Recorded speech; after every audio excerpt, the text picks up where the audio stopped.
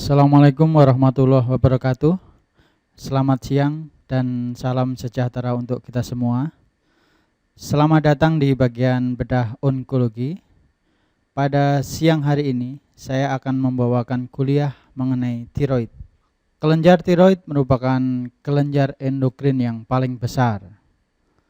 Fungsi dari kelenjar tiroid adalah untuk memproduksi, menyimpan, dan mensekresi hormon T3 dan T4 serta hormon kalsitonin.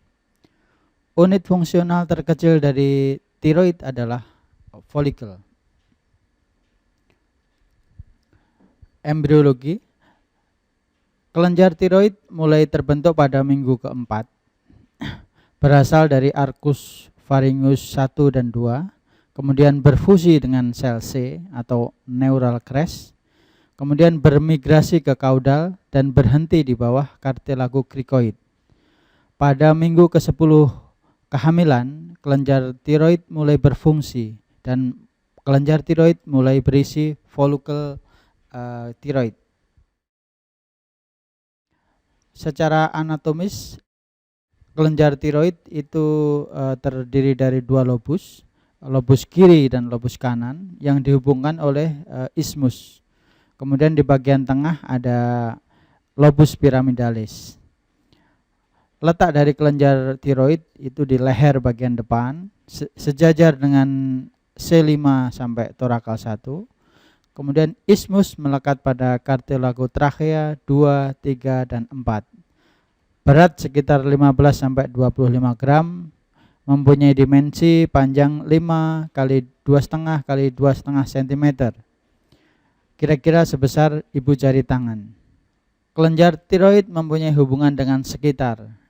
Di superficial terdapat musculus sternothyroid, musculus sternohyoid, dan musculus omohyoid yang kita sebut sebagai strap muscle. Kemudian di sebelah medial berhubungan dengan laring, paring, trachea, dan oesophagus. Di sebelah posterolateral terdapat carotid sheath, dan di sebelah posterior terdapat 4 buah kelenjar paratiroid. Ini adalah kelenjar paratiroid, di mana terdapat di 4 pol dari kelenjar tiroid. Kelenjar tiroid mempunyai kapsul, terdiri dari kapsula propria dan kapsula false kapsul, yaitu bagian luar dari fascia pretrachialis. Kemudian bagian luar dari fascia pretrachialis ini mengadakan penebalan di bagian posterior dan dia melekat pada kartilago krikoid, sehingga membentuk struktur yang kita sebut sebagai ligamentum suspensorium dari Berry. Vaskularisasi dari tiroid. Untuk arteri ada 3 buah arteri, yaitu arteri tiroidia superior, kemudian arteri tiroidia inferior, dan kadang terdapat arteri tiroidia ima. Sedangkan untuk vena ada vena tiroidia superior, vena tiroidia media, dan vena tiroidia inferior. Untuk aliran limfatik, tiroid dibagi menjadi 2, yaitu ascending limfatik dan descending limfatik. Inervasi dari tiroid itu dari persarapan simpatis dari nervus laryngeus superior dan nervus laryngeus recurrent. Secara histologis, kelenjar tiroid terdiri dari ruangan-ruangan yang berongga yang kita sebut sebagai folikel tiroid. Koloid mengisi rongga folikel dan koloid tersebut berisi tiroglobulin. Jadi secara histologis sel tiroid itu ada 2, yaitu sel folikuler dan sel C atau sel parafolikuler. Sel folikuler itu dia memproduksi hormon tiroid yang berfungsi untuk mengatur metabolisme karbohidrat, pertumbuhan, perkembangan mental, dan kegiatan sistem saraf. Sedangkan sel C yang berada di antara sel-sel folikel itu berfungsi untuk memproduksi kalsitonin. Kalsitonin ini berfungsi untuk menurunkan kadar kalsium darah, mengatur absorpsi kalsium tulang. Sekarang kita mempelajari mengenai absorpsi fisiologi hormon tiroid. Jadi ion iodida, jadi dari kalau kita makan itu nanti ion iodida diserap, diabsorpsi oleh tubuh di saluran gastrointestinal, kemudian dibawa oleh darah. Kemudian ion iodida ini mengalami transport ke sel folikel tiroid melalui sodium iodida symporter, kemudian masuk ke sel folikuler. Di dalam sel folikuler nanti ion iodida ini oleh enzim iodin peroksidase nanti diubah menjadi iodin. Kemudian sel folikel tiroid sendiri itu memproduksi tirosin. Iodin dan molekul tirosin tadi kalau bergabung dia akan membentuk monoiodotironin dan diiodotironin. Kemudian monoiodotironin dan diiodotironin ini apabila dia bergabung dia akan menjadi T3 dan T4. Kemudian dia disimpan di dalam folikel tiroid. Apabila diperlukan, maka T3 dan T4 ini nanti akan diendositosis di dalam sel folikel tiroid. Kemudian oleh lisosom ini dipisahkan T3 dan T4 dan tiroglobulin. Kemudian tiroglobulin nanti dipakai oleh sel folikel tiroid untuk memproduksi tirosin, sedangkan T3 dan T4 nanti mengalami difusi ke dalam aliran darah. Namun untuk transport T3 dan T4 tidak bisa berjalan sendiri. Untuk transport nanti membutuhkan tiroid binding globulin, kemudian transtiretin atau albumin. Namun yang paling banyak adalah yang melalui tiroid binding globulin. Jadi hormon tiroid itu ada dua, yaitu tetraiodothironin atau yang kita sebut sebagai tiroksin atau T4 dan triiodothironin atau T3. Yang paling banyak disekresi adalah T4. 97% itu yang diproduksi hormon tiroid oleh kelenjar tiroid adalah tiroksin. Namun yang dipakai oleh tubuh itu adalah T3 karena T3 itu mempunyai dia mempunyai aktivitas 4-10 kali lebih poten daripada T4. Kemudian sekresi hormon tiroid ini melalui mekanisme umpan balik. Jadi di hipotalamus dia akan memproduksi thyroid releasing hormone. Dia akan mempengaruhi kelenjar hipofise anterior untuk memproduksi thyroid stimulating hormone. Thyroid stimulating hormone mempengaruhi kelenjar tiroid untuk memproduksi dan untuk mensekresi hormon T3 dan T4.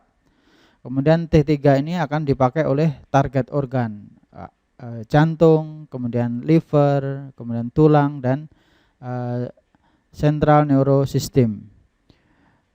Apabila hormon T3 dan T4 ini di dalam darah berlebih, maka dia akan memberikan feedback negatif ke hipotalamus untuk mengurangi produksi TRH dan juga feedback ke hipofisis anterior untuk mengurangi TSH. Sehingga terjadi mekanisme umpan balik. Kalau hormon tiroid tinggi, maka TSH akan turun. Hormon tiroid rendah, maka TSH akan naik. Bagaimana kerja hormon tiroid pada tubuh?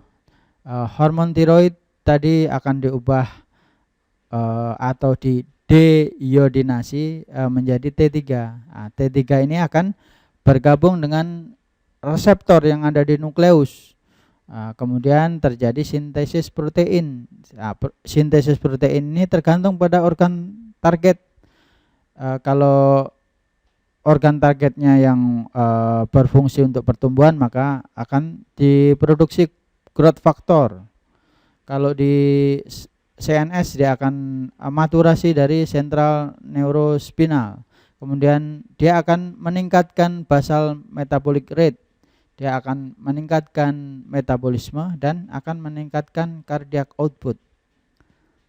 Kelainan tiroid itu dibagi menjadi 5. Yang pertama adalah kelainan kongenital, yang kedua kelainan inflamasi, yang ketiga gangguan fungsi, yang keempat diffuse dan multinodular goiter, yang selanjutnya adalah neoplasma. Kelainan kongenital dibagi menjadi 4. Yang pertama adalah agenesis, kemudian hipoplasia, ectopic thyroid, kemudian kista ductus thyroglossus. Ini yang paling sering. Yang pertama adalah aksesoris atau ectopic thyroid gland. Ini bisa di lingual thyroid, bisa di cervical thyroid, bisa juga dia turunnya terlalu jauh menjadi thyrotymic thyroid. Yang paling sering kelainan kongenital adalah kista ductus thyroglossus. Ini terjadi karena kegagalan regresi dari kelenjar tiroid. Letaknya adalah di leher bagian medial, dengan komplikasi biasanya bisa terjadi sinus, bisa terjadi radang. Kelainan yang kedua yang bisa terjadi adalah tiroinflamasi, yaitu atau yang kita sebut sebagai tiroiditis. Tiroiditis ini ada tiroiditis akut yang bisa akibat infeksi bakteri atau jamur, atau subakut yang kita sebut sebagai the Quervains. Kemudian inflamasi dengan disfungsi yang kita sebut sebagai Riedel atau fibrous tiroiditis. Kemudian autoimun yang kita sebut sebagai Hashimoto. Tiroiditis Hashimoto itu merupakan chronic autoimmune disease. Jadi sistem imun itu bereaksi melawan antigen tiroid sendiri.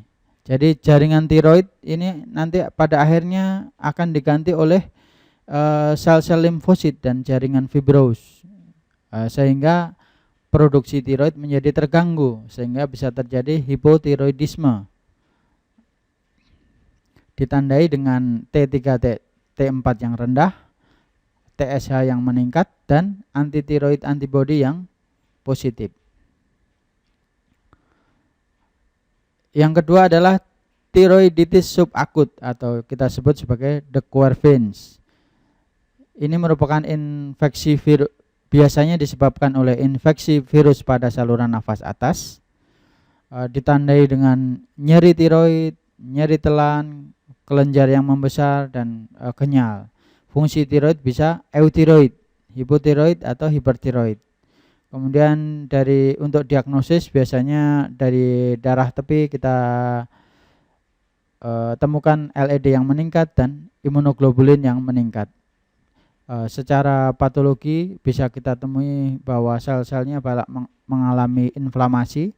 Kemudian sel yang inflamasi ini akhirnya diganti oleh mengalami degenerasi dari folikelnya ini, sehingga bisa terjadi mikroabses dan juga terdapat banyak giant cell. Biasanya tiroiditis de Quervain ini bisa sembuh sendiri. Yang selanjutnya adalah tiroiditis Riedel. Ini adalah inflamasi dengan pembentukan jaringan fibrosis. Jadi jaringan tiroid ini diganti dengan karena radang diganti dengan jaringan yang fibrosis. Ini biasanya penampakannya dia keras, ya, tidak nyeri tapi dia keras sehingga menekan trachea dan esofagus.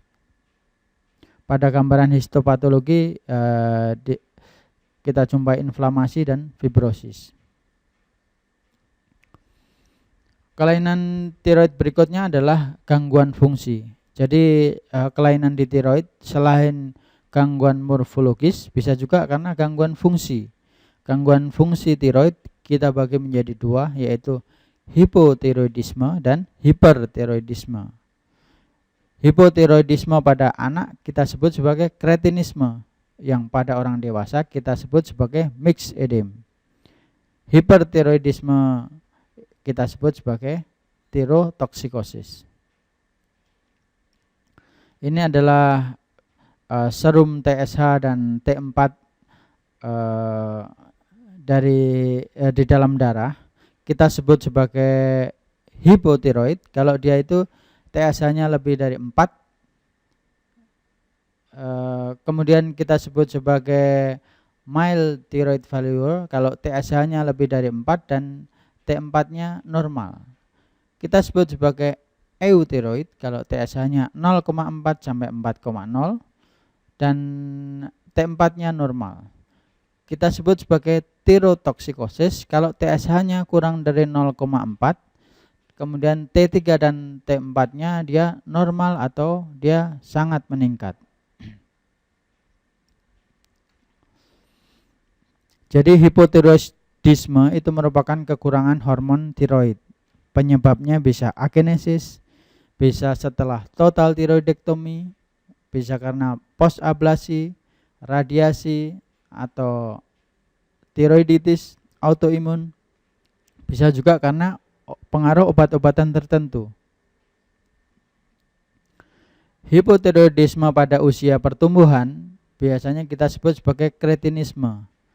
Ini merupakan kekurangan hormon tiroid yang hebat sejak lahir.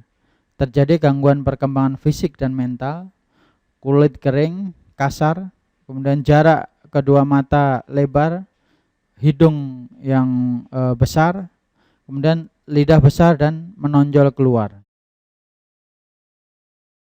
Kalau hipotiroidisme dewasa kita sebut sebagai mixed edema, yaitu ditandai dengan aktivitas peredaran darah yang menurun, laju metabolisme yang rendah, mudah lelah, gelisah, depresi, kemudian bisa terjadi konstipasi, menstruasi yang tidak teratur, nyeri sendi pada tangan dan kaki, kemudian bisa terjadi obesitas, bentuk badan yang menjadi kasar, ya. Kemudian bengkak pada mata dan wajah serta rambutnya rontok. Itu adalah tanda-tanda hipotiroidisme pada orang dewasa. Jadi selain hipotiroidisme itu bisa terjadi juga hipertiroidisme, yaitu peningkatan level hormon tiroid pada darah. Penyebabnya bisa diffuse hiperplasia, bisa multinodular goiter, bisa hiperfungsional adenoma, bisa juga tiroiditis subakut, bisa jadi karena Graves' disease. Hipertiroidisme ditandai dengan meningkatnya metabolisme tubuh, meningkatnya denyut jantung, penderita biasanya menjadi gugup, gelisah, emosi yang labil, tremor, nafsu makan meningkat tapi berat badan menurun, kemudian mata yang melebar, lidah terjulur keluar, otot-otot yang lemah, kemudian frekuensi buang air besar cenderung untuk meningkat. Penyebab dari hipertiroidisme yang paling sering adalah Graves' disease. Kita sebut sebagai struma diffusa toxic. Ini terjadi karena antibodi melekat pada reseptor TSH, sehingga terjadi stimulasi terhadap T3 dan T4, sehingga T3 dan T4 yang diproduksi terlalu banyak, sehingga terjadi trias dari Graves' disease, yaitu tiroid yang membesar, kemudian mata yang menonjol, dan tungkai bawah kaki bengkak. Yang kedua adalah Plummer disease. Plummer disease kita biasa sebut sebagai struma multinodosa toxic. Ini terjadi karena kelebihan produksi hormon tiroid dari nodul tiroid fungsional otonom yang tidak perlu dirangsang dari TSH, dia memproduksi T3 dan T4 sendiri Terapi untuk hipertiroid adalah bisa dengan obat-obatan, salah satunya adalah PTU, metimazol, dan beta blocker. Kemudian bisa kita berikan iodium radioaktif dengan I131 atau dengan operasi kita pertimbangkan apabila gagal dengan terapi obat antitiroid atau goiternya sangat besar sehingga menekan struktur di sekitarnya. Kemudian apabila pasien menginginkan untuk dilakukan operasi atau ada oftalmopati. Kemudian selanjutnya kita akan membicarakan mengenai goiter. Goiter itu adalah pembesaran kelenjar tiroid akibat kekurangan yodium. Jadi defisiensi yodium yang lama itu akan mengakibatkan level hormon tiroid yang menurun, sehingga akan memicu untuk peningkatan kadar thyroid stimulating hormone. Kalau thyroid stimulating hormone banyak, nanti akan terjadi hipertrofi dan hiperplasia dari sel folikuler, sehingga terjadi pembesaran kelenjar tiroid. Macam dari goiter adalah colloid goiter, endemic goiter, dan sporadic atau dyshormogenetic. Ini adalah endemic goiter, itu akibat dari rendahnya kandungan iodin pada makanan dan minuman, biasanya di daerah pegunungan atau area yang jauh dari laut. Kemudian sporadic goiter itu bisa terjadi euthyroid, bisa hipotiroid, bisa hipertiroid. Itu disebabkan oleh obat-obatan atau goitrogen atau intake iodinnya yang tidak optimal. Pencegahan dan terapi dari goiter akibat defisiensi yodium yaitu meningkatkan konsumsi garam beriodium, kemudian suplementasi yodium, dan untuk dewasa bisa kita kasih levothyroxine, kemudian bisa juga dengan pembedahan, dan bisa juga dengan terapi radioiodin. Penyakit selanjutnya yang kita bicarakan adalah neoplasma tiroid. Neo adalah baru, plasein adalah bentukan. Jadi neoplasma adalah tumor yang terjadi karena terbentuknya jaringan yang baru. Nodul tiroid itu kejadiannya sekitar 4-50% dari populasi. Namun kanker tiroid itu kejadiannya kurang dari 5% dari seluruh nodul tiroid yang ditemukan. Thyroid cancer kurang lebih 1% dari tumor pada manusia, dan insidennya bervariasi tergantung dari geografis, umur, dan jenis kelamin. Klasifikasi dari neoplasma tiroid itu dibagi dua bagian besar, yaitu neoplasma benigna dan neoplasma maligna. Yang benigna ada papiler, folikuler, Hurter cell, dan colloid adenoma. Untuk yang maligna kita bagi menjadi well differentiated, undifferentiated, medullary thyroid carcinoma, dan yang lain. Well differentiated ada 3, yaitu papillary carcinoma, follicular carcinoma, dan Hurter cell carcinoma. Untuk yang undifferentiated kita sering sebut sebagai anaplastic karsinoma. Faktor risiko untuk CA tiroid salah satunya adalah karena faktor genetik, Gardner syndrome, Cowden syndrome, atau Mann syndrome. Kemudian ada riwayat keluarga, itu meningkatkan risiko untuk terjadinya tiroid, atau penderita pernah radiasi daerah leher. Kemudian untuk ras, itu orang Asia lebih tinggi kejadiannya. Bisa terjadi resiko yang lebih tinggi pada struma pada anak-anak, struma pada laki-laki, atau wanita yang lebih 45 tahun, atau struma pada umur kurang dari 25 tahun, itu 50%-nya ganas, dan kalau umurnya kurang dari 15 tahun, 75% bisa ganas. Klinis kelenjar tiroid yang kita curiga ganas adalah tumbuhnya cepat, konsistensinya yang keras, permukaannya berbenjol, kemudian melekat dengan jaringan sekitar, terletak pada ismus, atau ada ulkus di atas tumor, atau ada pembesaran pada kelenjar regional. Untuk pemeriksaan pertama dari tiroid ini, pemeriksaan penunjang yang penting adalah USG tiroid. Jadi USG tiroid ini merupakan lini pertama untuk deteksi dari nodul tiroid. Gambaran malignansi pada USG tiroid itu diantaranya adalah adanya gambaran hipoechoik, kemudian ada gambaran absence of peripheral halo. Biasanya kalau kelenjar yang normal itu ada gambaran halo di sekitar tiroid. Kalau dia CA, dia itu halo ini hilang. Kemudian gambarannya adalah bentuknya yang solid, kemudian bentuknya dia lebih tinggi, kemudian bisa terdapat mikrokalsifikasi, kemudian pinggir yang irregular, dan bisa terjadi intranodular blood flow. Itu adalah tanda-tanda dari malignansi pada USG.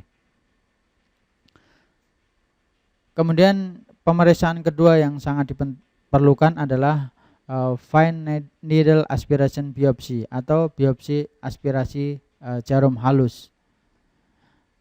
FNAB bersama dengan USG tiroid itu adalah lini pertama untuk mendiagnosis nodul tiroid. FNAB ini sensitif untuk membedakan nodul jinak dan ganas.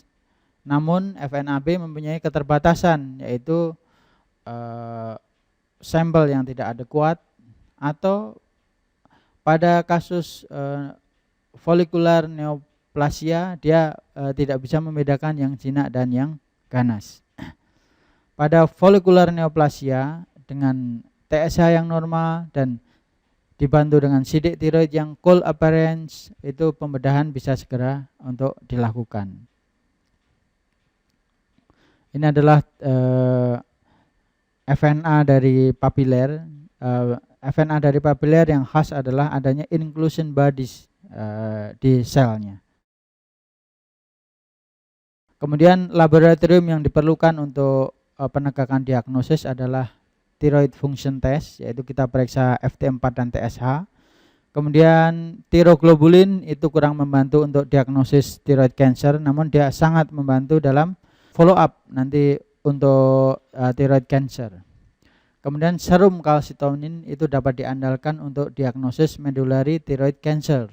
Bahkan dia lebih sensitif dibandingkan dengan FNAB untuk medular thyroid cancer. Kemudian pemeriksaan molekuler tiroid seperti mutasi BRAF, RAS, ini kalau ada mutasi itu merupakan indikasi kuat suatu kanker. Namun sampai saat ini belum menjadi standar pemeriksaan.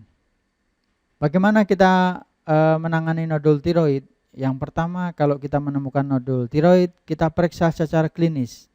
Kalau secara klinis benigna, maka kita lakukan pemeriksaan FNA. Apabila FNA benigna, maka kita terapi supresi dengan TSH selama 6 bulan. Kalau mengecil, maka kita observasi. Apabila setelah kita terapi supresi 6 bulan dan dia membesar atau tidak ada perubahan, maka kita lakukan ismolobektomi. Kemudian apabila dari FNA tadi curiga suatu keganasan, maka kita lakukan ismolobektomi. Bagaimana kalau nodul tadi klinis suspek maligna? Kalau klinis sudah kita curiga suatu keganasan, maka kita tentukan apakah dia itu inoperable atau dia operable. Kalau dia operable, itu akan kita lakukan ismolobektomi. Kemudian sewaktu ismolobektomi kita frozen section. Apabila dia papiler dan resiko rendah, maka kita observasi. Apabila dia papiler dan ages kriteria resiko tinggi, maka kita lakukan total thyroidectomy. Namun apabila dalam frozen section kita temukan folikuler, meduler atau anaplastik, langsung kita lakukan tiroidektomi total.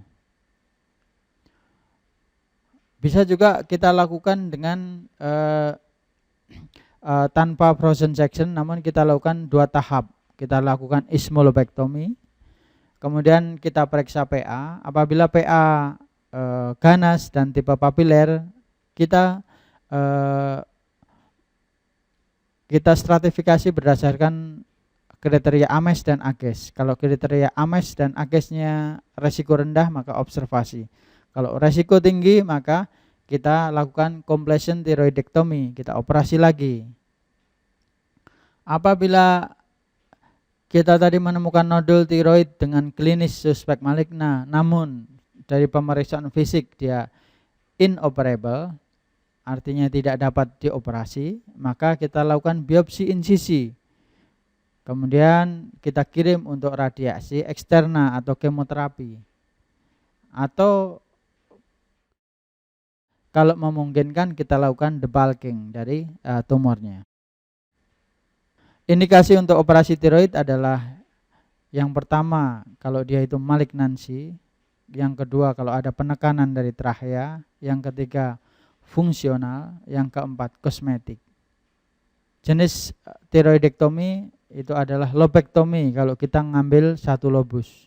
Kemudian ismolobektomi, kita mengambil 1 lobus disertai dengan ismus. Kemudian subtotal tiroidektomi itu kalau kita mengambil kelenjar tiroid misalnya 1 lobus, kita ambil tapi tidak semuanya. Kita tinggalkan 1-2 gram. Kemudian tiroidektomi total kalau kita ambil seluruh jaringan tiroid.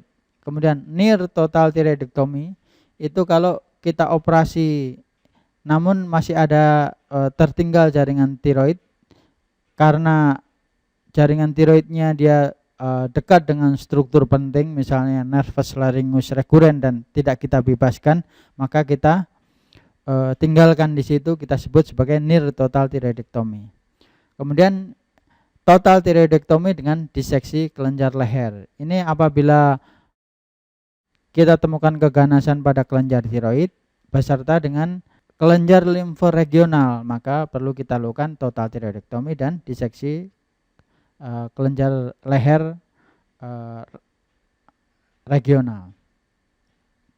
Ini adalah jenis-jenis teknik operasi. Jadi untuk operasi terbuka kita insisi kolar, kemudian kita buka sampai di platisma, kemudian kita sisihkan strap muscle, kemudian kita lakukan lobektomi atau ismolobektomi atau total tiroidektomi, kemudian kita tutup lagi strap muscle, kemudian platisma, kemudian kulitnya. Namun operasi untuk tiroid tidak hanya operasi terbuka, bisa kita lakukan dengan laparoskopi. Sekarang laparoskopi sedang dikembangkan untuk operasi tiroidektomi. Ringkasan dari kuliah pada hari ini. Jadi untuk penata laksanaan kelainan tiroid yang optimal, kita tidak hanya menangani morfologinya, kita juga harus menangani fungsinya, karena kelenjar tiroid adalah kelenjar yang mempunyai fisiologi yang kompleks. Jadi untuk penanganan kelenjar tiroid kita tangani morfologi dan fungsinya. Terima kasih untuk kuliah hari ini, semoga bermanfaat. Assalamualaikum warahmatullahi wabarakatuh.